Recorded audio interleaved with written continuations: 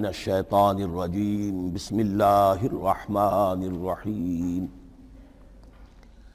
الحمد للہ رب العالمین الرحمن الرحیم مالک یوم الدین ایاک نعبد و ایاک نستعین اہدنا الصراط المستقیم صراط الذین انعمت علیہم غیر المغضوب علیہم ولا الضالین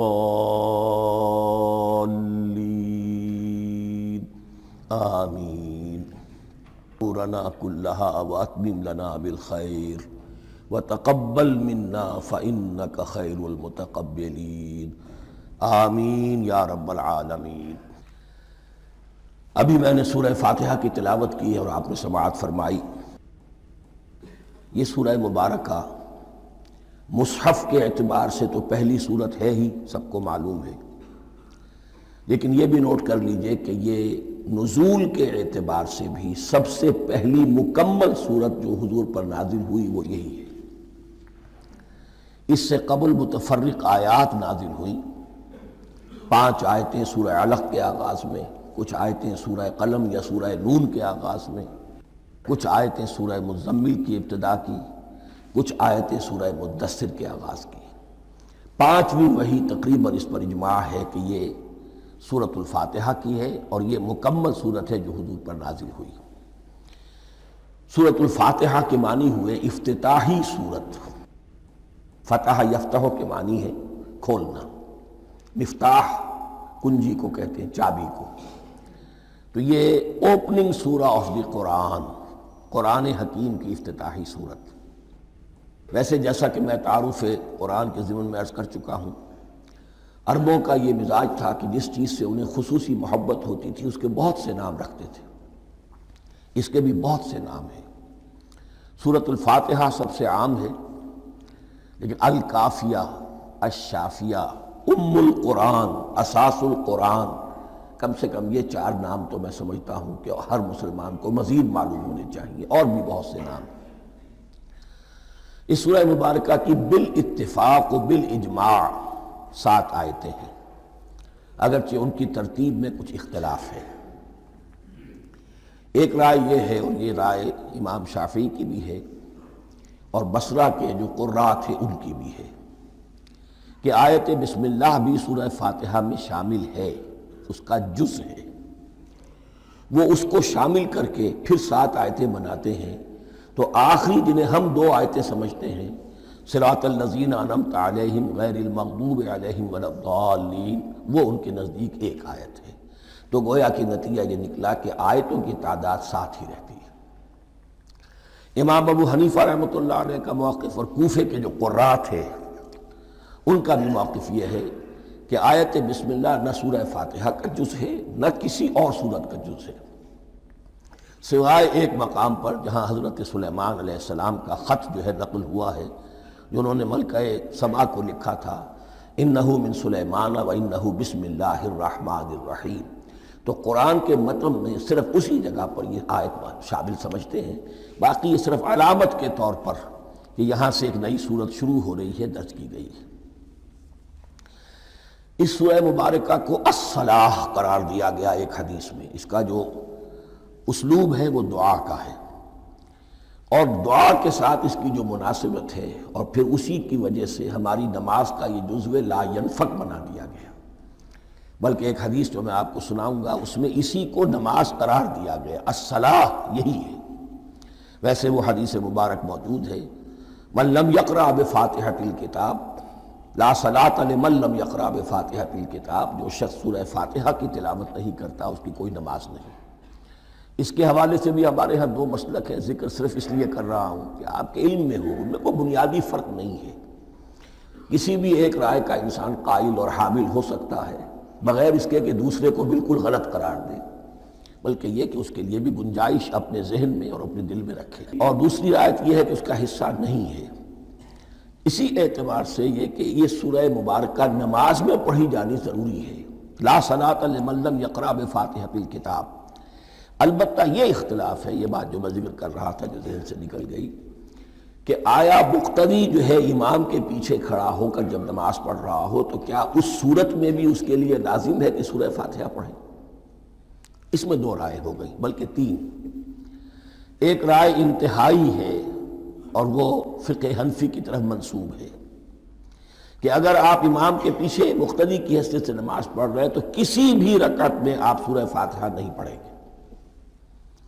ایک دوسری بالکل برعکس رائے ہے، وہ امام شافعی رحمۃ اللہ علیہ کی ہے کہ ہر حالت میں، چاہے امام جہری رکعت پڑھا رہا ہو جس میں وہ بلند آواز سے سورہ فاتحہ پڑھ رہا ہو، اور چاہے وہ سری رکعت ہو، ہر حالت میں مقتدی کو بھی پڑھنی ہے۔ ایک تیسری رائے بین بین ہے، وہ امام مالک کی ہے رحمۃ اللہ علیہ، کہ جو سری رکعت ہے جس میں کہ امام بھی خاموشی سے پڑھ رہا ہے، مقتدیوں کو بھی پڑھنی چاہیے۔ جو جہری رکعت ہے جس میں کہ امام بلند آواز سے پڑھ رہا ہے، اس میں مقتدیوں کو خاموش رہ کر پوری توجہ جو ہے سننے پر صرف کر دینی چاہیے۔ اذا قرئ القرآن فاستمعوا له وانصتوا، جب قرآن پڑھا جا رہا ہو تو پوری توجہ اس کے پڑھنے پر مرکوز کر دو اور خود خاموش رہو۔ میرے اپنی رائے میں یہ تیسری رائے سب سے زیادہ صائب ہے اور اس میں کسی طرح کی بھی کوئی پیچیدگی پیدا نہیں ہوتی۔ بہرحال اس سورہ مبارکہ کا جو اسلوب ہے، میں نے عرض کیا دعائیہ ہے، البتہ قرآن مجید کے علم اور حکمت کے اعتبار سے، اس کے فلسفے کے اعتبار سے ایک بات سمجھ لینی چاہیے۔ قرآن کا فلسفہ یہ ہے کہ بنیادی ہدایت ہر انسان کے دل میں موجود ہے، بالقوہ، پوٹینشلی۔ یہ جو قرآن مجید یا اللہ کی کتابیں نازل ہوتی ہیں، یہ انہیں ایکٹیویٹ کرتی ہیں، وہ اندر کی جو ڈورمنٹ کانشسنس ہے، خوابیدہ شعور جو ہے، اسے بیدار کر کے، اور پھر یہ کہ اسے اجاگر کرتی ہیں۔ ہر سلیم الفطرت انسان اور سلیم العقل انسان، دو سلامتی شرط ہیں۔ سلیم الفطرت، نیچر پرورٹڈ نہ ہو، فطرت مسخ نہ ہو گئی ہو، عقل سلیم ہو۔ ان دونوں چیزوں کا نتیجہ یہ نکلتا ہے کہ وہ انسان از خود، بغیر کسی وحی کی رہنمائی کے، بغیر کسی نبی کی تعلیم کے سے استفادہ کیے ہوئے، از خود بھی کچھ حقائق تک پہنچ جاتا ہے۔ اور وہ حقائق کیا ہے؟ نمبر ایک یہ کہ اس کائنات کا ایک خالق ہے اور وہ ایک ہے، متصف ہے۔ نمبر دو یہ کہ انسان کی زندگی صرف یہ زندگی نہیں ہے، بلکہ ایک اور زندگی ہے کہ جس میں اس زندگی کے اعمال کے نتائج برآمد ہوں گے۔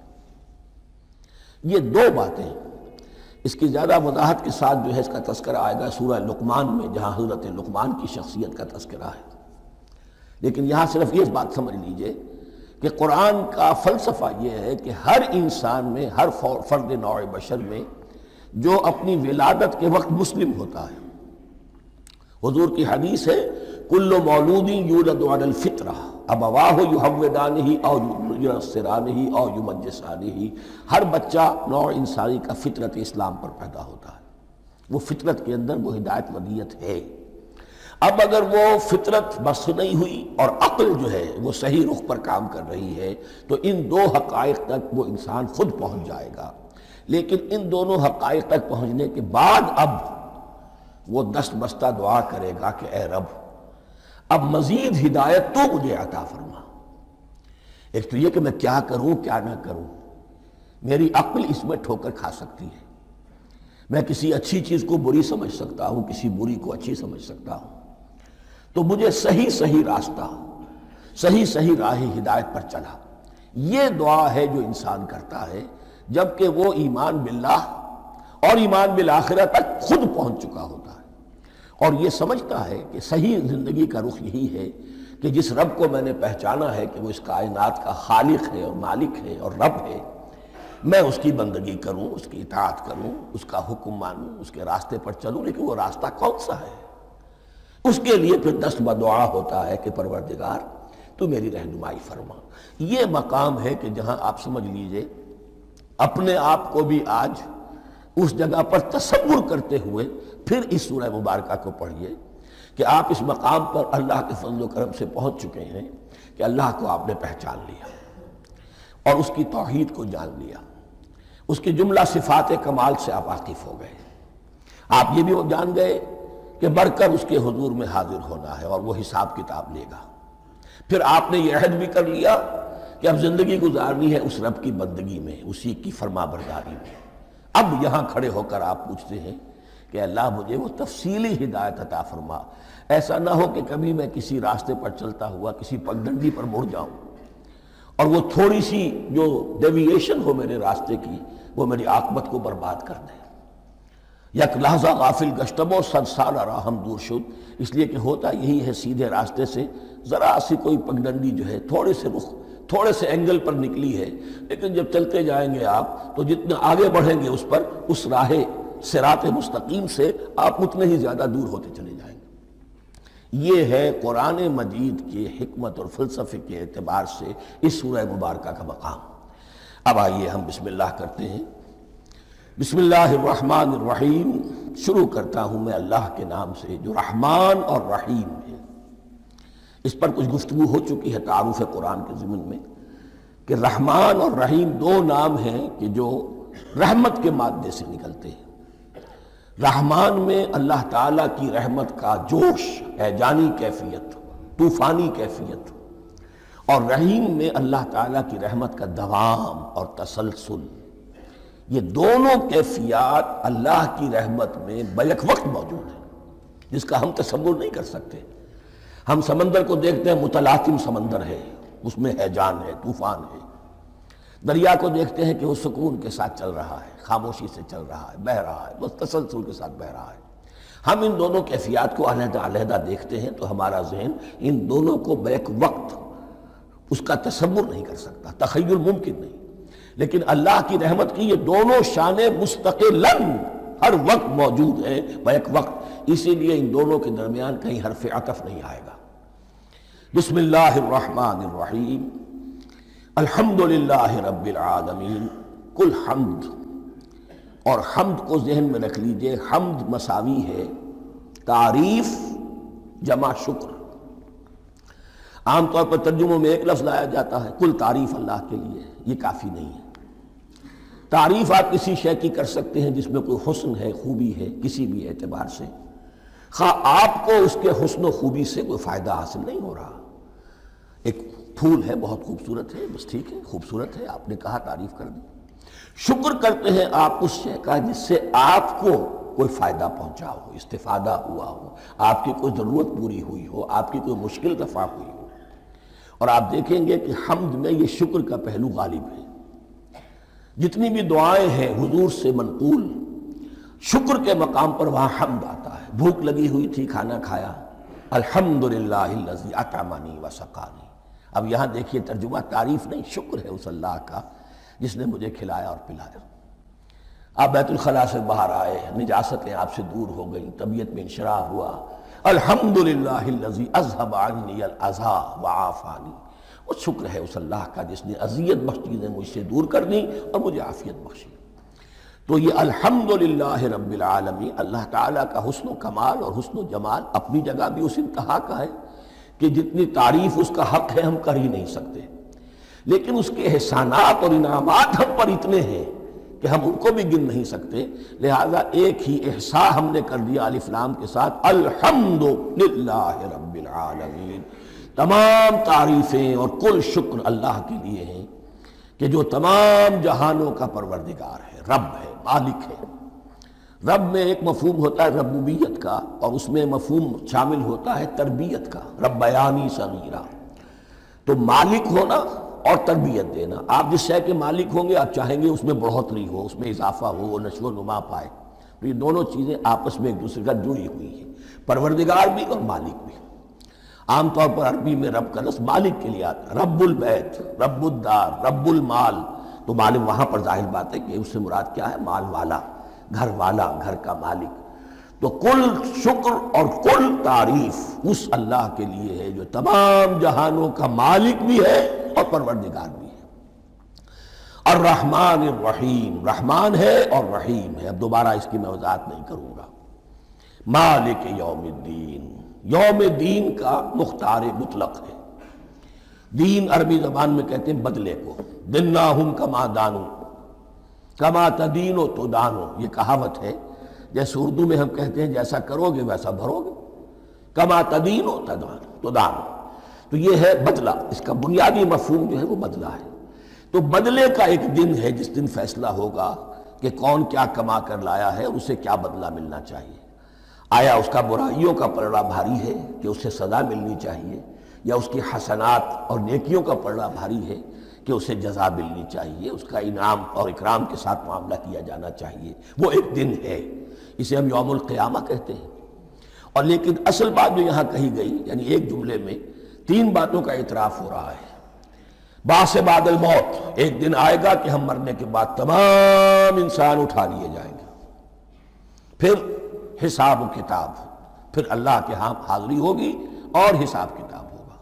اور تیسرے یہ کہ اس حساب کتاب کے دن کا مختار مطلق اللہ ہے، یعنی کسی اور کو اپنے ذہن میں سہارا بنا کر آپ زندگی گزاریں کہ وہ مجھے چھڑا لے گا، یا وہ ہستی جو ہے اتنی زوردار ہے کہ وہ مجھے بچا لے گی، اس سے اپنے دل کو، اپنے ذہن کو بالکل پاک کر لیجئے۔ مالک یوم الدین، ایک دوسری جگہ پر قرآن میں آیا ہے، اس روز کوئی پکارنے والا پکارے گا لمن الملک اليوم للہ الواحد القہار، آج کے دن کس کا اختیار مطلق ہے؟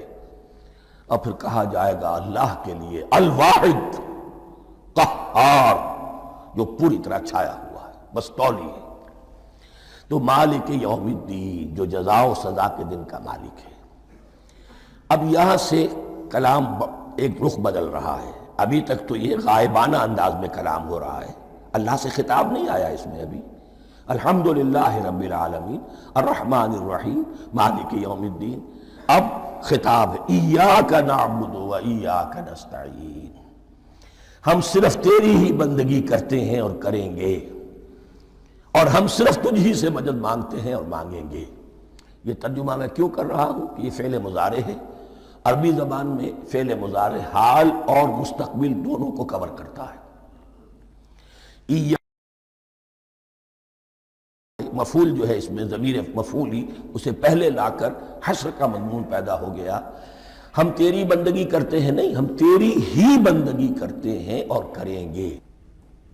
حال میں ترجمہ کیجئے تو یہ اظہار حال ہے، اور مستقبل میں ترجمہ کیجئے تو یہ ایک عہد ہے، قول و قرار ہے، بہت بڑا معاہدہ ہے۔ وَإِيَّاكَ نَسْتَعِينُ، اور صرف تجھ ہی سے مدد مانگتے ہیں اور مانگیں گے۔ اس میں بھی حال کا ترجمہ اظہار حال، اللہ کرے کہ واقعی ہمارا حال وہی ہو، جب ہم یہ الفاظ کہتے ہیں تو واقعتاً ہم اس پر پورے اتر رہے ہوں کہ اسی کی بندگی کر رہے ہوں اور اسی سے ساری استعانت اور استمداد کر رہے ہیں۔ جہاں تک مستقبل کا تعلق ہے وہ پھر ایک عہد ہے، اہدنا الصراط المستقیم، یہ مقام وہ آ گیا کہ یہاں تک تو اے پروردگار ہم پہنچ گئے، تیرے فضل سے، تیرے کرم سے۔ فطرت سلیمہ بھی تیری عطا کردہ تھی، عقل سلیم بھی تیری ودیت کردہ تھی، ان دونوں کی روشنی سے ہم یہاں تک تو پہنچ گئے۔ اب ہماری جو ضرورت ہے، احتیاج ہے، وہ کیا ہے؟ اہدنا الصراط المستقیم، ہدایت بخش ہمیں سیدھے راستے کی۔ یہاں 2 باتیں سمجھ لیجئے۔ انفرادی سطح پر انسان کے لیے نہ معلوم کتنے مرحلے آتے ہیں ہر روز کہ جس میں وہ ایک چھٹک کر کھڑا ہو جاتا ہے، یہ کروں یا یہ کروں، 2 آلٹرنیٹو سامنے آ رہے ہیں، فیصلہ کرنا مشکل ہو رہا ہے، قدم قدم پر ہدایت کی ضرورت ہے۔ اور اجتماعی طور پر نوع انسانی 3 بڑے بڑے تمدنی مسائل میں واقعہ یہ ہے کہ تسلیم کر لیا جانا چاہیے کہ عقل انسانی اس کو راستہ نہیں دکھا سکتی۔ عام معاشرتی سطح پر مرد اور عورت کے درمیان حقوق اور اختیارات کا کیا توازن ہو، ناممکن ہے، انسان طے نہیں کر سکتا۔ انسان یا مرد ہے یا عورت ہے۔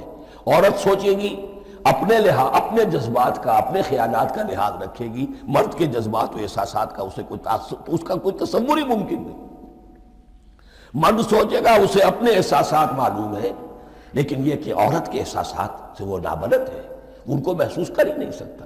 لا محالہ وہ اپنے بارے میں وہ جو بھی نظام بنائے گا اس میں وہ اپنی بالادستی رکھے گا۔ وہ تو ایک ہی ہستی ہو سکتی ہے کہ جو دونوں کی خالق ہے، مرد کی بھی عورت کی بھی، اور اس کو دونوں سے محبت ہے، دونوں کا خیر خواہ ہے، دونوں کا رب ہے، دونوں کو پروان چڑھانا چاہتا ہے۔ اسی طرح فرد اور معاشرہ یا ریاست، حکومت اور ریاست ہمیشہ یہ چاہتی ہے کہ سارے اختیارات ہمارے ہاتھ میں آ جائیں، ٹوٹلیٹیرین سوسائٹی ہو، بس ہم حکم دیں اور لوگ اس پر چلیں۔ افراد یہ چاہتے نہیں، ہمیں آزادی ہونی چاہیے۔ اب آپ دیکھیے کہ دنیا میں کتنے جھگڑے چلتے ہیں اسی پر، فریڈم فریڈم فریڈم۔ وہ فریڈم واقعتاً اپنی جگہ پر ایک شے ہے، افراد کی آزادی ہونی چاہیے، لیکن افراد کی آزادی اتنی نہ ہو جائے کہ وہ مادر پدر آزاد ہو جائے، کوئی قانون، کوئی قاعدہ، کوئی اخلاقی، کوئی حدود اور قیود جو ہے ان کا پابند نہ رہے۔ تو اب کہاں ہے وہ نقطہ اعتدال کہ جس میں انسان کے انفرادی آزادی، انفرادی اختیار اور ادھر اجتماعی مصلحتیں جو ہیں ان کو بیلنس کیا جا سکے؟ انسان طے نہیں کر سکتا، صرف اللہ ہی اس کے لیے نظام دے سکتا ہے۔ تیسرا مسئلہ ہے سرمایہ اور محنت، اس میں کیا توازن ہو؟ سرمایہ اور محنت دونوں مل کر کچھ بنا رہے ہیں، کچھ پروڈیوس کر رہے ہیں۔ اب اس میں نفع جو ہوا ہے اس میں سرمایہ کا کتنا حصہ ہونا چاہیے اور لیبر کا کتنا ہونا چاہیے، کون طے کر سکتا؟ اس کے لیے بھی کہ ایسا نہ ہو کہ سرمایہ داری جو ہے آکاش بیل بن کر پورے معاشرے پر چھا جائے، اور غریب بیچارہ، مزدور بیچارہ، کاشتکار بیچارہ، وہ گویا کہ چکی کے دو پارٹوں میں پس کر رہ جائے، اس کی کوئی حیثیت نہ رہ جائے۔ لیکن یہ کہ دوسری طرف اگر یہ کہ مزدور کا جو حق ہے اس سے زیادہ اس کو دے دیا جائے تو سرمایہ جو ہے وہ سکڑ جائے گا، شائی ہو جائے گا، وہ پھر میدان میں نہیں آئے گا۔ کیا کیا جائے؟ کون سا نقطہ عدل و اعتدال ہے؟ یہ تین مسائل ایسے ہیں، اہدنا الصراط المستقیم۔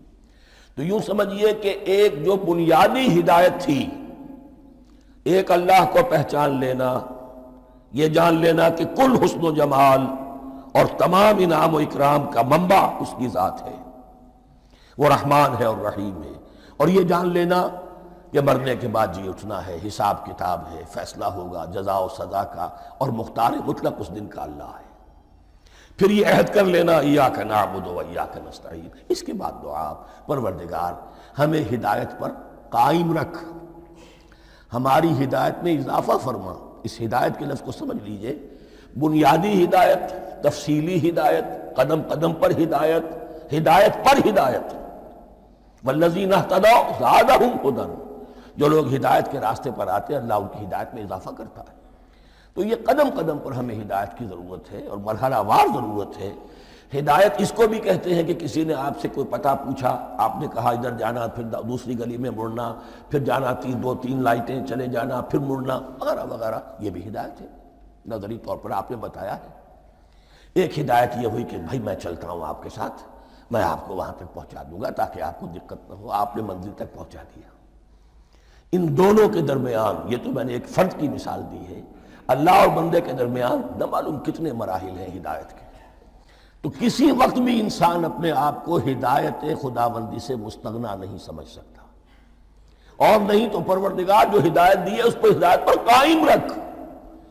کیا پتہ شیطان کا کوئی حملہ، کیا پتہ ہمارے نفس کی کوئی شرارت کسی ایسے رخ پر ہمیں ڈال دے کہ اب تک کی ساری کمائی بھی ضائع ہو جائے۔ لہذا یہ نہ سمجھیے کہ جب یہ ساری چیزیں ان کو معلوم تھیں، ان چیزوں کا تو اقرار کر رہے تو اب ہدایت کون سی مانگ رہے ہیں؟ تو ہدایت کا تو بڑا میدان کھلا ہوا ہے، اور اس ہدایت کی وہ جو میں نے آخری شکل آپ کو بتائی ہے کہ منزل مقصود تک پہنچا دے، یہ ہدایت بھی قرآن مجید میں اس معنی میں بھی لفظ آیا ہے کہ اہل جنت جب جنت میں داخل ہوں گے تو جو ترانہ حمد ان کی زبان پر اس وقت ہوگا وہ کیا ہے؟ الحمدللہ الذی ہدانا لہذا وما کنا لنہتدی لولا ان ہدانا اللہ۔ کل شکر اس اللہ کا جس نے ہمیں یہاں تک پہنچا دیا، ہدایت دی یہاں تک پہنچا دیا، اور ہم ہرگز نہ پہنچ پاتے، ہم ہرگز ہدایت یافتہ نہ ہو سکتے اگر اللہ ہی ہمیں ہدایت نہ دیتا۔ اہدنا الصراط المستقیم، سیدھا راستہ، صراط الذین انعمت علیہم۔ اب اس کی مزید وضاحت ہے، راستہ اس کا ان لوگوں کا جن پر تیرا انعام ہوا۔ یہ کون لوگ ہیں؟ اس کی وضاحت آپ کو ملے گی سورہ نساء میں، من یطع اللہ والرسول فاولئک مع الذین انعم اللہ علیہم من النبیین والصدیقین والشہداء والصالحین۔ چار طبقات ہیں منعم علیہم جن پر اللہ کا انعام ہوا ہے۔ چوٹی پر انبیاء کرام، اس کے بعد صدیقین کرام، اس کے بعد شہداء عظام، اس کے بعد عام صالح مسلمان صالح ہو. یہ بیس لائن ہے. اس سے اوپر کا درجہ شہداء کا ہے، اس سے اوپر کا درجہ صدیقین کا ہے، اور پھر اس سے اوپر کا درجہ انبیاء کا ہے. انبیاء میں سے پھر وہ بھی ہوتے ہیں کہ جو اولو العزم میں من الرسل ہیں، لیکن یہ 4 طبقات ہیں، ان کے راستے پر ہمیں چلا. غیر المغضوب علیہم ولا الضالین، جو مغضوب علیہم نہیں ہوئے، جن پر تیرا غضب نہیں ہوا. اور غضب ہوتا ہے ان پر کہ جو ہدایت کے واضح ہونے کے بعد ہدایت کو ترک کر دیں، وہ ہے مغضوب علیہم. جنہیں ہدایت مل گئی ہو، ہدایت کو پہچان لیا ہو، پھر اپنی شرارت نفس کی وجہ سے، اپنی نفسانیت کی وجہ سے، اپنے تکبر کی وجہ سے، اپنے حسد کی وجہ سے وہ اس حق کو رد کر دیں، اس کو ترک کر دیں، ان پر اللہ کا غضب آتا ہے. اور اس میں اس کی بہت بڑی مثال تاریخ کے اعتبار سے یہودی ہیں. اللہ نے انہیں ہدایت دی، کتابیں عطا کی، تورات، انجیل، زبور، سینکڑوں نبی ان میں مبعوث کیے. 1400 برس تک نبوت کا تار ٹوٹا ہی نہیں، مسلسل. ابتدا میں بھی 2 نبی، موسیٰ اور ہارون، اور اختتام پر بھی 2 نبی، عیسیٰ اور یحییٰ علیہ السلام. اور ان کے مابین کوئی لمحہ نہیں آیا ہے تاریخ بنی اسرائیل میں جبکہ کوئی نہ کوئی نبی موجود نہ ہو. لیکن انہوں نے اپنی شرارت نفس کی وجہ سے ہدایت تورات سے بھی منہ موڑا، اور پھر سب سے بڑی بات یہ کہ ہدایت محمدی سے، ہدایت قرآنی سے بھی صلی اللہ علیہ وسلم منہ موڑا. وہ ہے مغضوب علیہم ولا الضالین. اور یہ لفظ جو آتا ہے عربی زبان میں گمراہ کا بھی ہے اور تلاش حق میں بھٹکنے والے کا بھی ہے. ایک وہ شخص ہے جس پر حق ابھی واضح نہیں ہوا، وہ تلاش میں ہے، اس کے لیے بھی ضال کا لفظ آئے گا. اسی طرح کوئی شخص کسی کے عشق اور محبت میں ایسا ہو جائے، دیوانہ ہو جائے، اس کو بھی ضال کہتے ہیں. یعنی اس کے اوپر جذبات کا اتنا غلبہ ہو گیا ہے کسی کی محبت اور عشق کی بنا پر. تو حضور کے لیے یہ لفظ آیا ہے وَوَجَدَكَ ضَالًّا فَهَدَىٰ. اور یہ تو سورۃ الضحیٰ ہے، اکثر بیشتر لوگوں کو یاد ہوگی. تو یہ جو ضال کا لفظ ہے، اس میں سمجھ لیجئے ضروری نہیں ہے کہ وہ گمراہ ہو، بلکہ وہ بھی کہ جو ابھی راہ ہدایت کی طلب میں، اس کے حصول کے لیے اس کی تلاش میں کوشاں ہیں. اور وہ بھی کہ جو کسی مغالطے کی وجہ سے حق سے منحرف ہو جائے. یہ بھی جان لیجئے کہ ایک ہے بدنیتی، تکبر، حسد، حق کو جان کر پہچان کر رد کر دینا یا چھوڑ دینا یا ترک کر دینا.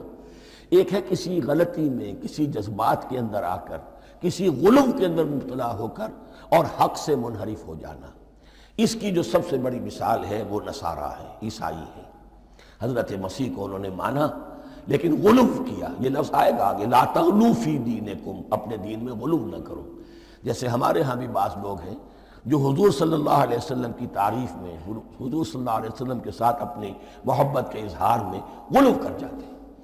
یہ انتہا درجے کو ہو گیا تھا حضرت مسیح علیہ السلام کے ماننے والوں میں، اور اس کی بنا پر انہوں نے تثلیث کا عقیدہ ایجاد کر لیا اور حضرت مسیح علیہ السلام کو اللہ کا بیٹا بنا دیا. تو اس کی سب سے بڑی مثال ضالین کی اس اعتبار سے کہ ہدایت پانے کے بعد کسی بدنیتی سے نہیں بلکہ کسی اچھے جذبے میں غلو کی وجہ سے. رسول سے محبت کرنا تو اچھا جذبہ ہے، لیکن یہ محبت بھی ایک حد میں رہنی چاہیے. غلو کرے گی تو ظاہر بات ہے کہ اس کے بعد وہ گمراہی کی طرف لے جائے گی. تو یہ ہے اس سورہ مبارکہ کا ترجمہ. اور اس کے بعد آخر میں آمین کہنا یہ مسنون بھی ہے، کہنا چاہیے. البتہ اختلاف یہاں بھی صرف اتنا ہے کہ نماز میں جب آپ امام کے ساتھ ہیں، وہ اگر جہری قرات کر رہا ہے تو آیا اس کے بعد آپ کو بھی بالجہر کہنا ہے آمین یا نہیں کہنا. یہ اختلاف ہے، ان میں کوئی فرق واقع نہیں ہوتا. یہ چیز متفق علیہ کہ کہنا ہے آمین. بلکہ یہ آمین تو یہودیوں میں ہے، یہ آمین جو ہے یہ عیسائیوں میں بھی ہے. ان کی بھی جو پریئر لارڈس پریئر ہے اس کے بعد آمین، وہ آمین کہتے ہیں. وہ فرق، وہ لفظ ایک ہی ہے. اس لیے کہ عبرانی زبان اور عربی زبان، یا تو ہم یہ کہہ سکتے ہیں کہ دونوں بہنیں ہیں، کوئی ایک مشترک زبان تھی ان کی ماں جس کی یہ 2 بیٹیاں ہیں، اور یا یہ کہنا پڑے گا کہ عربی زبان کی ماں جو ہے وہ عبرانی زبان ہے. بہرحال بڑا قریبی رشتہ عربی کا اور عبرانی کا ہے، اس اعتبار سے وہ آمین اب آپ کو معلوم ہے ہم السلام علیکم وہ کہتے ہیں، وہ سلام کہتے ہیں، فرق کیا ہے؟ وہ تو تلفظ کا فرق ہے۔ اسی طریقے سے اور بہت سے الفاظ ہیں، میں بعد میں بتا۔ اب میں اس سورہ مبارکہ کے بارے میں خاص حدیث آپ کو سنانا چاہتا ہوں، اور اسی سے در حقیقت جو امام ابو حنیفہ کا موقف ہے رحمۃ اللہ علیہ، اس کی حقانیت مزید مبرہن ہو جائے گی۔ یعنی کیا کہ آیت بسم اللہ سورہ فاتحہ کا جز نہیں ہے۔ سورہ فاتحہ الحمدللہ رب العالمین سے شروع ہوتی ہے۔ وہ میں آپ کو بتانا بھول گیا کہ جن کے نزدیک یہ سورت کا جز ہے وہ پھر جہری قرات میں بسم اللہ الرحمن بھی بلند آواز سے کہیں گے، اور جن کے نزدیک یہ سورہ فاتحہ کا جز نہیں ہے وہ نہیں کہیں گے، وہ الحمدللہ رب العالمین سے قرات کریں گے۔ تو کوئی فرق نہیں ہے بنیادی۔ یہ حدیث جو ہے یہ مسلم شریف میں ہے اور حدیث قدسی ہے۔ اس کے راوی حضرت ابو ہریرہ ہے رضی اللہ تعالی عنہ، اور اس حدیث نے اس سورت کے مضامین کا نہایت عمدہ تجزیہ کر دیا ہے۔ حدیث کے الفاظ سن لیجئے، قسمت الصلاۃ بینی و بین عبدی نصفین۔ اللہ تعالیٰ فرما رہے ہیں، حدیث قدسی ہے، میں نے نماز کو، صلاۃ کو اپنے اور اپنے بندے کے درمیان آدھا آدھا تقسیم کر لیا۔ فنصفها لی ونصفها لعبدی، اس کا نصف جو ہے وہ میرے لیے ہے اور نصف جو ہے وہ میرے بندے کے لیے ہے۔ وَلِعَبْدِي مَا سَأَلَ، اور جو میرے بندے نے مانگا میں اسے دوں گا، میرا وعدہ ہے یا میں نے اسے دیا۔ اس کے بعد اس کی تفصیل آتی ہے، اذا قال العبد، جب بندہ کہتا ہے الحمدللہ رب العالمین، قال اللہ حمدنی عبدی، جب بندہ کہتا ہے الحمدللہ رب العالمین، اللہ فرماتا ہے میرے بندے نے میری حمد کی۔ وَإِذَا قَالَ الرَّحْمَنِ الرَّحِيمِ قَالَ اللَّهُ اثْنَى عَلَيَّ عَبْدِي، جب بندہ کہتا ہے الرحمن الرحیم، اللہ فرماتا ہے میرے بندے نے میری ثنا کی۔ وَإِذَا قَالَ مَالِكِ يَوْمِ الدِّينِ قَالَ اللَّهُ تَعَالَى مَجَّدَنِي عَبْدِي، میرے بندے نے میری تمجید بیان کی، میری بزرگی بیان کی۔ اب یہ تین آیتیں ہو گئیں، تینوں میں اللہ کی حمد ہے، ثنا ہے، تمجید ہے۔ یہ تین آیتیں خالص اللہ کے لیے ہو گئی۔ اب چوتھی آیت آئی، ایاک نعبد و ایاک نستعین۔ اس کے بارے میں جب بندہ کہتا ہے اذا قال العبد ایاک نعبد و ایاک نستعین، قال اللہ تعالی ھذا ما بینی و بین عبدی ولعبدی ما سأل، یہ میرے اور میرے بندے کے درمیان ہے۔ یہ تو یوں سمجھئے کہ یہ گرہ لگ گئی ہے میرے اور میرے بندے کے مابین۔ اس نے مجھ سے قول و قرار کیا ہے، اس نے میری بندگی کا اعتراف کیا ہے، اس نے تسلیم کیا ہے کہ میری ہی بندگی کرتا ہے اور کرے گا، اور مجھ سے مدد چاہیے ہے۔ ھذا ما بینی و بین عبدی، یہ معاہدہ ہے، معاہدہ دو فریقوں کے مابین ہوتا، یہ میرے اور میرے بندے کے مابین ہے۔ وَلِعَبْدِي مَا سَأَلَ، اور میں نے اپنے بندے کو دیا جو اس نے مانگا، وہ میری مدد چاہتا ہے، میری مدد اس کے شامل حال رہے گی۔ فَإِذَا قَالَ، اور جب بندہ کہتا ہے اهْدِنَا الصِّرَاطَ الْمُسْتَقِيمَ صِرَاطَ الَّذِينَ أَنْعَمْتَ عَلَيْهِمْ غَيْرِ الْمَغْضُوبِ عَلَيْهِمْ وَلَا الضَّالِّينَ، قَالَ اللَّهُ تَعَالَى هَذَا لِعَبْدِي وَلِعَبْدِي مَا سَأَلَ، یہ تین آیتیں یہ میرے بندے کے لیے، اهْدِنَا الصِّرَاطَ الْمُسْتَقِيمَ، اسی صراط مستقیم کی وضاحت ہے مثبت، صراط الذین انعمت علیہم، اسی صراط المستقیم کی وضاحت ہے منفی انداز میں، غیر المغضوب علیہم ولا الضالین۔ یہ سب میرے بندے کے لیے ہے اور میں نے اپنے بندے کو دیا جو اس نے مانگا۔ اس کو میں نے ایک مرتبہ یہ ترازو کی شکل میں اس کو لکھوایا تھا۔ دیکھیے یہ ایاک نعبد و ایاک نستعین، یہ ہے وہ ترازی کی وہ ڈنڈ، واو جو ہے ایاک نعبد و ایاک نستعین، واو جو ہے گویا کہ وہ مٹھ ہے جس سے کہ ترازو کو پکڑا جاتا ہے۔ ادھر ایک پلڑا ہے جس کی تین آیتیں ہیں، الحمدللہ رب العالمین الرحمن الرحیم مالک یوم الدین۔ اس کا نتیجہ کیا نکلا؟ ایاک نعبد۔ آپ نے شاید یہ سنا بھی ہو، ایک بہت ہی عمدہ قرات کا جو ریکارڈ ہے قاری عبدالباسط عبدالصمد کا، وہ یہیں سے چل کر سورہ فاتحہ کی قرات کر کے ایاک نعبد پر آ کر رکتا ہے۔ الحمدللہ رب العالمین الرحمن الرحیم مالک یوم الدین ایاک نعبد. گویا کہ یہاں یہ صورت بالکل ہاف ہو گئی ہے. 3 آیتوں میں اللہ کی حمد ہے، ثنا ہے، تمجید ہے، جس کا نتیجہ ہم تیری ہی بندگی کرتے ہیں، تیری ہی اطاعت کریں گے. لیکن اب اس کے بعد سوال ایاک نستعین، اسی کی جو استعانت کیا درکار ہے ہمیں؟ ہدایت. ہدایت سب سے بڑی استعانت ہے، ہدایت ہی تو سب سے بڑی مدد ہے. اہدنا الصراط المستقیم صراط الذین انعمت علیہم غیر المغضوب علیہم ولا الضالین. یہ ایاک نستعین کے حکم کے ساتھ یہ 3 آیتیں آ گئیں. اہدنا الصراط المستقیم صراط الذین انعمت علیہم غیر المغضوب علیہم ولا الضالین. قسمت الصلاۃ بینی و بین عبدی نصفین فنصفها لی ونصفها لعبدی وَلِعَبْدِي مَا سَأَلَ. اللہ تعالیٰ اس سورہ فاتحہ کا جو اصل مفہوم ہے وہ بھی ہمارے ذہنوں پر، ہمارے شعور کی سطح پر اسے اجاگر کیے رکھے.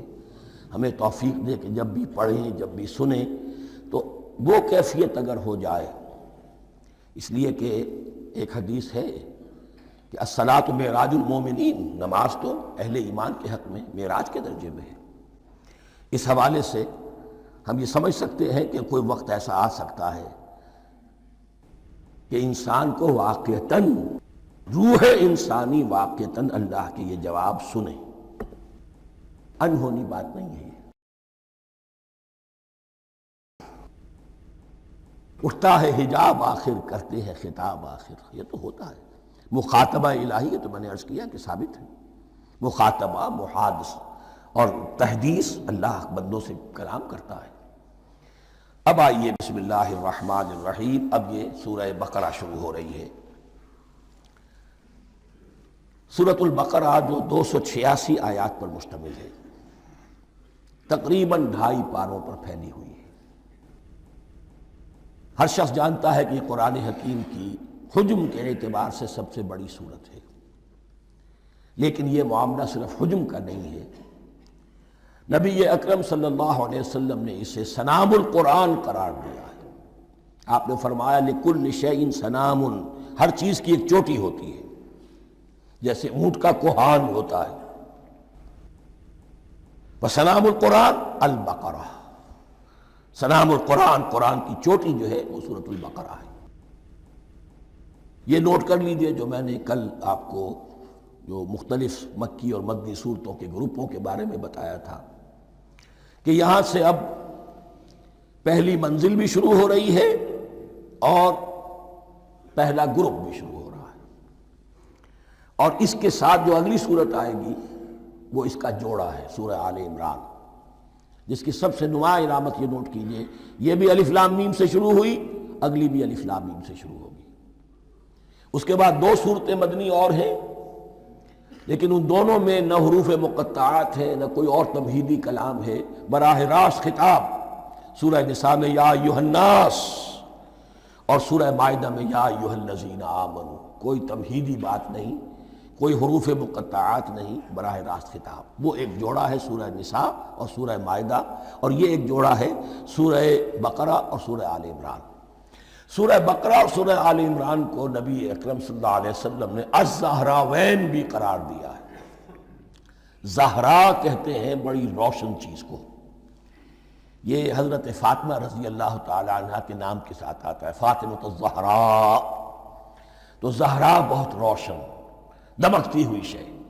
الزہراوین یہ 2 نہایت دمکتی ہوئی صورتیں ہیں جو قیامت کے دن 2 بدلیوں کی شکل میں ظاہر ہوں گی. حضور نے فرمایا اور جو لوگ ان صورتوں سے محبت کرتے تھے ان پر سایہ کریں گے. اللہم ربنا اجعلنا منہم، ہمیں اللہ تعالیٰ ان میں شامل فرما دے. اس سورہ مبارکہ کو 2 حصوں میں تقسیم سمجھیے. ویسے تو یہ کہ رکوع آئیں گے، پارے بھی بدلیں گے اس میں، لیکن حصے 2 ہیں. پہلے حصے میں اصل روح سخن سابقہ امت مسلمہ سے ہے، یہود سے، بنی اسرائیل سے. دوسرے حصے میں اصل خطاب موجودہ امت مسلمہ سے ہے، امت محمد سے صلی اللہ علیہ وسلم. پہلے حصے میں 18 رکوع ہیں لیکن آیات 152 ہیں.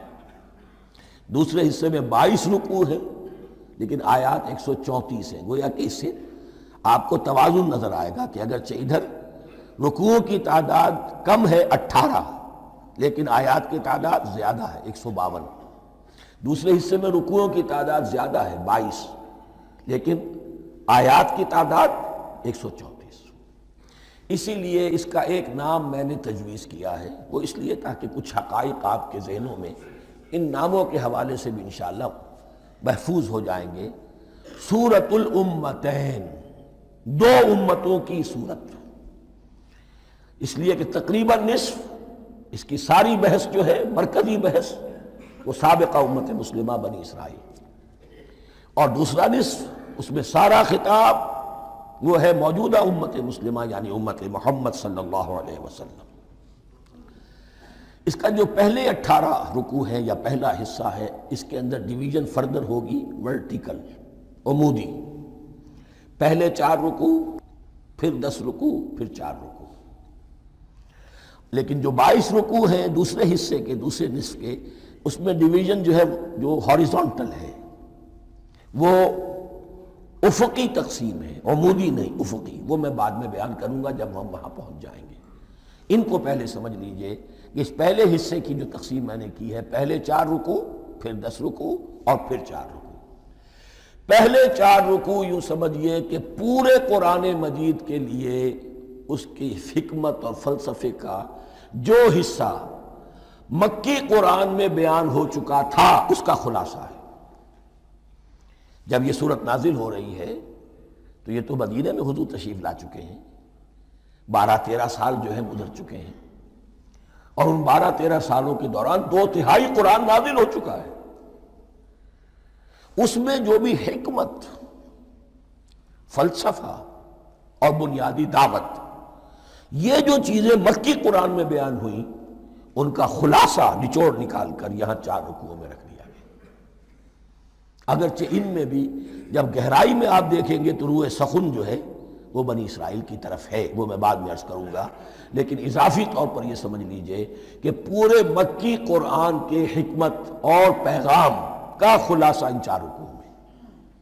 پھر 10 رکوع ہیں جن میں براہ راست خطاب ہے سابقہ امت مسلمہ، یا بنی اسرائیل۔ اس کے بھی 2 حصے ہیں، پہلے ایک رکوع میں دعوت ہے، بڑا انداز اس کا بڑا پیارا ہے، اس میں دعوت ہے، ایمان لاؤ محمد پر صلی اللہ علیہ وسلم، اور اس کے بعد 9 رکوع ہیں ملامت کے، ملامت، تنقید، تم نے یہ کیا اور یہ کیا اور یہ کیا، ہم نے یہ احسان کیے، یہ احسان کیے، یہ احسان کیے، تم نے یہ ناشکری کی، یہ ناشکری کی، یہ ناشکری کی، اور اس سب کا نتیجہ آخری 4 رکوعوں میں ہے کہ اب تمہیں اس منصب سے معزول کیا جا رہا ہے جس پر تم 2000 برس تک فائز رہے ہو، اور تمہیں ہٹا کر اب ایک نئی امت محمد کی شکل میں جو وجود میں آ چکی ہے صلی اللہ علیہ وسلم، اسے اس پر فائز کیا جا رہا ہے۔ اور اس کی علامت کے طور پر اسے میں کہا کرتا ہوں کورونیشن، تاج پوشی، ایک امت معذور، دوسری امت اس کا نصب ہو رہا ہے، اس کی تاج پوشی کے لیے سمبل، علامت کیا ہے؟ قبلہ تحویل، وہ قبلہ یروشلم سابقہ امت کا قبلہ اب ادھر رخ نہیں ہوگا، اب اہل توحید کا قبلہ یہ مکے کی طرف ہوگا، بیت اللہ کی طرف ہوگا۔ تو تحویل قبلہ کا مضمون ہے جو ان 4 رکوعوں میں آتا ہے۔ تو یہ میں نے تھوڑی سی تمہید جو ہے آپ کے سامنے رکھ دی ہے، اب بسم اللہ کیجئے۔ بسم اللہ الرحمن الرحیم، الف لام میم۔ الف لام میم یہ حروف مقطعات ہیں، یہ علیحدہ علیحدہ پڑھے جاتے ہیں، علم نہیں پڑھ سکتے اس کو۔ الف لام میم، ہا میم ہے، ہا علیحدہ میم علیحدہ، اگرچہ لکھے ہوئے ہوتے ہیں جڑے ہوئے، کاف ہا یا عین صاد لکھے ہوئے جڑے ہوئے، پڑھے جائیں گے علیحدہ علیحدہ، قطع علیحدہ کرنا۔ تو حروف مقطعات، ان کے بارے میں ایک بات تو جو ہے اجماعی ہے، سب کے نزدیک مسلم ہے، ان کا کوئی حتمی مفہوم اور ان کے حتمی معنی کسی کو معلوم نہیں سوائے اللہ اور اس کے رسول کے۔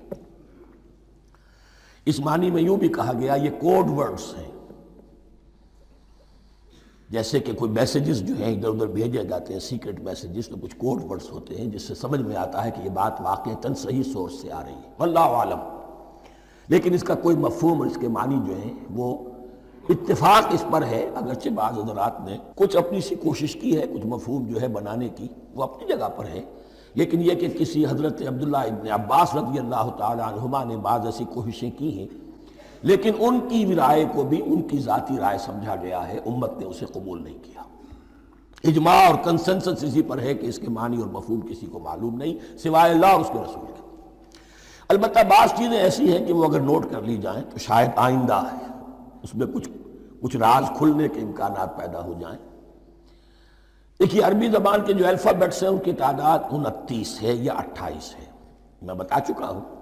الف اور حمزہ کو ایک سمجھے تو 28 ورنہ 29۔ پہلی بات یہ نوٹ کیجئے، قرآن حکیم کی 114 صورتوں میں سے 29 صورتوں میں ان کے شروع میں یہ حروف مقطعات آئے ہیں۔ دوسری بات یہ کہ اس میں 28 کا نصف کیجئے تو 14 استعمال ہوئے، 14 نہیں استعمال ہوئے، بالکل آدھی۔ اس لیے یہ کہ جو شروع اور آخر اور درمیان 3 حصوں میں تقسیم کر دیجئے آپ، 9 9 9 پلواڑی 27، ایک طرف 10 رہ جائیں گے۔ پہلے حصے میں سے بہت کم حروف لیے گئے، بہت کم۔ آخری حصے کے تقریباً تمام حروف ہیں، تقریباً۔ درمیانی حصہ وہ ہے کہ جس میں آپ نے دیکھا ہے کہ عربی میں جوڑوں کی شکل میں ہے، صاد ضاد، فرق کیا ہے نقطے کا، سین شین، فرق کیا ہے نقطوں کا، را زا، فرق کیا ہے نقطے کا۔ تو جو بھی نقطے والا لفظ ہے وہ نہیں لیا گیا، اور جو بغیر نقطے کے غیر منقوط ہے وہ لیا گیا۔ پھر اس میں 3 صورتیں ہیں جن میں ایک ایک حرف آیا ہے، سورہ قاف، سورہ نون، سورہ صاد۔ پھر صورتیں ہیں جن میں 2 2 آئی ہیں، جن میں 3 3 آئے ہیں، پھر 4 4 آئے ہیں، 2 ہی صورتیں ہیں جن میں 4 4 ہیں، اور 2 ہی صورتیں جن میں 5 5 ہیں۔ تو یہ ہے صرف یوں سمجھیے کہ اعداد و شمار۔ اس کے حوالے سے کچھ آدمی غور کرے تو شاید کوئی بات نکلے۔ باقی وہ مثال میں آپ کو بتا دیتا ہوں کہ حضرت عبداللہ ابن عباس نے ایک رائے ظاہر کی کہ الف لام میم در حقیقت ایک جملے کا خلاصہ ہے، انا اللہ اعلم۔ پہلا لفظ انا، اس کا الف لے لیا، درمیانی لفظ اللہ، اس کا درمیانی لام لے لیا، تیسرا لفظ اعلم، یہ آخری لفظ ہے، آخری حرف میم لے لیا، انا اللہ اعلم، میں اللہ جانتا ہوں، واللہ اعلم، واقعتاً اللہ ہی جانتا ہے۔ یہ حضرت عبداللہ ابن عباس کی رائے ہے، لیکن اگرچہ انہیں حبر الامت مانا گیا ہے، لیکن یہ کہ ان کی اس رائے کو بھی اکثر و بیشتر مفسرین نے قبول نہیں کیا۔ اب جو پہلے 2 رکوع ہیں اس سورہ بقرہ کے، ان کے بارے میں تعویل عام اور تعویل خاص کا ایک بڑا بنیادی فرق ہے جو نوٹ کر لینا چاہیے۔ جس وقت یہ صورت نازل ہو رہی ہے، میں عرض کر چکا ہوں کہ 12 سال ہو چکے تھے حضور کو اپنا فریضہ نبوت اور رسالت ادا کرتے ہوئے۔ ایک جماعت اچھی بھلی تیار ہو چکی تھی جنہوں نے حضور کی دعوت پر لبیک کہا، ایمان لائے اور آپ کی تعلیمات پر عمل کیا۔ وہ ایک گروہ موجود تھا، یہ ابو بکر ہے، یہ عمر ہے، یہ عثمان ہے، یہ طلحہ ہے، یہ زبیر ہے، یہ عبد الرحمن ابن عوف ہے، یہ مصعب بن عمیر ہے، دیکھ لو۔ اور ایک گروہ وہ تھا کہ جو حق کو جان کر پہچان کر محض اپنی ضد اور ہٹ درمی کی باعث وہ کفر پر اڑ گیا تھا۔ اور اب ایک تیسرا گروہ پیدا ہو رہا تھا مدینے میں آ کر، وہ ابھی ایمبریونک سٹیج میں ہے، کہ جو داعی ہے، مدعی ہے کہ ہم مانتے ہیں لیکن حقیقت میں نہیں مانتے۔ یہ 3 قسم کے گروہ دنیا میں ہمیشہ پائے جائیں گے، ہمیشہ۔ اب اسے میں اس کو لا رہا ہوں تعویل عام کی طرف۔ جب بھی کبھی کوئی دعوت اٹھے گی انقلابی، ایک ہوتا واعظ و نصیحت، ٹھیک ہے، جس نے بھی فائدہ اٹھایا اٹھا لیا۔ ایک ہوتی ہے دعوت انقلابی، وہ انقلابی دعوت کا ہدف ہوتا ہے نظام کو بدلنا۔ نظام بدلتا ہے تو ظاہر بات ہے کہ جو لوگ اس نظام میں، جن کے ویسٹڈ انٹرسٹ ہیں اور جن کو پریولیجز حاصل ہیں، جن کے مفادات ہیں، وہ تو لازماً اپنے نظام کا تحفظ کریں گے۔ ٹکراؤ ہوگا، تصادم ہوگا، تصادم میں جانی نقصان بھی ہوگا، مالی نقصان بھی ہوگا۔ یہ گویا کہ کسی انقلابی دعوت کے لوازم ہیں۔ اگر یہ شے نہ ہو تو دعوت انقلابی ہے ہی نہیں۔ اس اعتبار سے ہر انقلابی دعوت کے جواب میں تین طبقے پیدا ہو جاتے ہیں۔ ایک وہ کہ جو اس دعوت کو قبول کرتے ہیں دیانت کے ساتھ، خلوص کے ساتھ، اخلاص کے ساتھ، اور پھر پوری جواں مردی کا ثبوت دیتے ہیں، ہر چہ بعد آباد، اب جو آئے سو آئے، جان دینی پڑے حاضر ہیں، مال دینا پڑے حاضر ہیں، کوئی تکلیف آئے، کوئی مشقت آئے، کوئی مصیبت آئے، کوئی قربانی کرے حاضر۔ جب پکارا گیا واپس نہیں پھیرا کوئی فرمان جنوں کا، اور تنہا نہیں لوٹی کبھی آواز جرس کی۔ خیریت جاں راحت تن صحت داماں، سب بھول گئیں مصلحتیں اہل ہوس کی۔ ایک وہ لوگ ہوتے ہیں، ایک وہ لوگ ہوتے ہیں کہ جو اڑ جاتے ہیں ضد پر، ہٹ درمی پر، ماننے کے باوجود، جاننے کے باوجود کہ بات تو ٹھیک ہے جو کہہ رہے ہیں، کیسے مان لیں؟ ہماری سیادت، ہماری چودراہٹ، ہمارے مفادات، ہمارے یہ ساری چیزیں، ان سب کے اوپر زد پڑ رہی ہے۔ یہ لوگ اڑ جاتے ہیں، اور پھر کوئی دعوت، کوئی نصیحت، کوئی مزید افہام و تفہیم ان کے حق میں مفید نہیں ہوتی۔ اس لیے کہ صحیح بات ہے جو کہتے ہیں کہ سوتے کو تو جگایا جا سکتا ہے، جاگتے کو کیسے جگائیں؟ کوئی سویا ہوا ہے تو آپ اسے جگا دیں گے، جو جاگا ہوا ہے لیکن وہ بنا ہوا ہے، وہ اٹھنے کو تیار ہی نہیں ہے، تو آپ کیسے اٹھا دیں گے اس کو؟ تو جو لوگ جان بوجھ کر حق کو پہچان کر رد کر دیتے ہیں، پھر ان کے حق میں کوئی دعوت، کوئی نصیحت، کوئی تبلیغ، کوئی انذار، کوئی تبشیر مفید نہیں ہوتی۔ تیسرا درجہ ایسے لوگوں کا ہوتا ہے جو یا تو شروع میں آتے ہی شرارت کے ارادے سے ہیں، کوئی مصلحت ہے جس کی وجہ سے اس دعوت کو قبول کر لیا، کوئی ذاتی منفعت ہے جس کے لیے قبول کر لیا، یا یہ کہ شروع میں تو اخلاص کے ساتھ آتے ہیں لیکن جب قربانی دینے کا وقت آتا ہے تو ان کے اندر سیرت و کردار کی وہ مضبوطی نہیں ہوتی کہ ہر چہ بعد آباد، یہ نہیں ہوتی، وہ پھر ڈگمگاتے رہتے ہیں، کبھی کچھ چلے پھر کہیں ٹھٹک کر رہ گئے، پھر کہیں کچھ چلے پھر ٹھٹک کر رہ گئے۔ یہ تیسرا طبقہ ہے کہ جو کہتا ہے، دعوی مدعی ہے کہ ہم نے مانا ہے، قبول کیا ہے، بات ٹھیک ہے، کچھ تھوڑا بہت چلتے بھی، لیکن جہاں مشکل آئی چھٹک کر کھڑے ہو گئے، اونجے منہ گر پڑے۔ یہ تیسرا طبقہ ہے۔